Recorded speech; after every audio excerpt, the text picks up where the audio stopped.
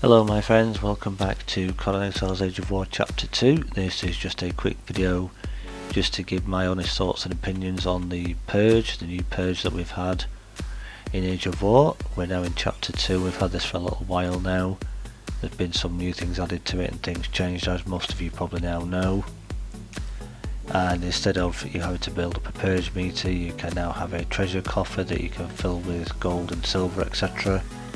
and some big treasure items that you can place in your base to then spawn a forward operating base that you can see in the background here, which is a purge of NPCs that will come in so many different waves and attack your base to try and get in to your treasure coffer, and you need to basically defend them off until the Stygian commander appears and challenges you to a fight, and then upon killing him, as you'll see here in the background, he drops some keys that you need to loot off him.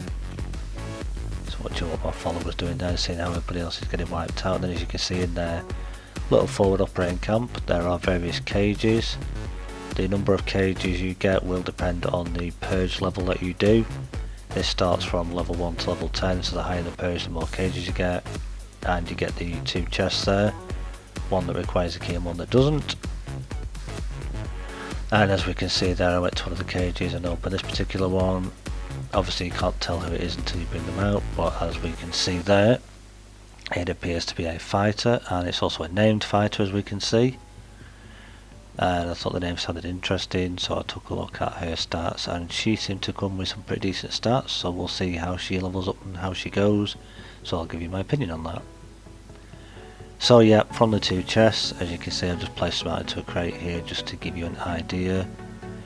But you get a mixture of healing items, dyes, recipes, as I say, healing items, tools, weapons, building materials, placeables, all that type of stuff. As you can see there, and you do also have a chance of getting an odd legendary. I think in one of the tiers I did get a soul spell, and I also got a Mistmourn another time, which are both two legendary shields. Mistmourn is great for the volcano, and soul spell is great for keeping you warm in the snow. Probably not the most fantastic loot if I'm being honest, but not terrible. Could do with improving a little bit though, however, to make this more viable for the future moving forward. Sorry to interrupt, but did you know, yes you, the viewer watching right now, that over 90% of you are not yet subscribed to my channel. Now this is totally free to do, it just means you get to see any uploads or live streams that I do, but also it helps me out hugely as a channel because it helps with channel growth, and it also gives you lots of other benefits, because if you are subscribed you can also click the join button and become a member of the channel, which becoming a member gives you 3 different tiers of perks, from the very lowest to the 3rd tier, which will give you the most perks and benefits, including sneak peeks in videos and members only videos and lots of other exciting things too. So why not subscribe, join the channel if you're able to, and come along for the ride. So then there's another feature also included with this as well. As you can see on screen there, you see me carrying a large treasure chest, which is a bountiful treasure chest, one of the items that you can find, the legendary treasures that you can find. This one I just got from the summoning place, you can just see behind me there.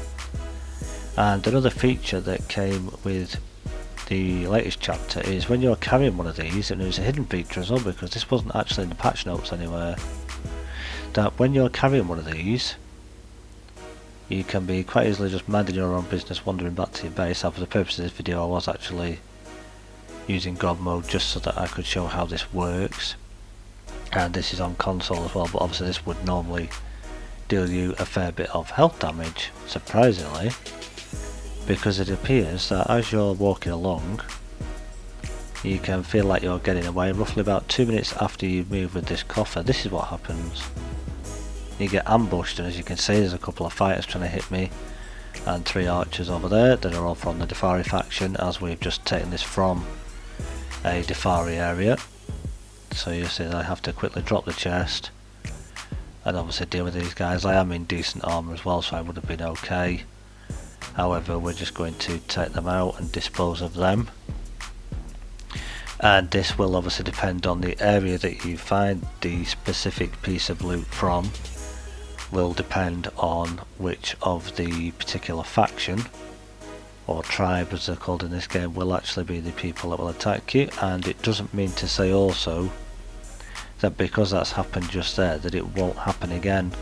If you have to trek quite far for your base, then there is a possibility that they could obviously attack you a second time as well, so it's ideal to take a follower with you.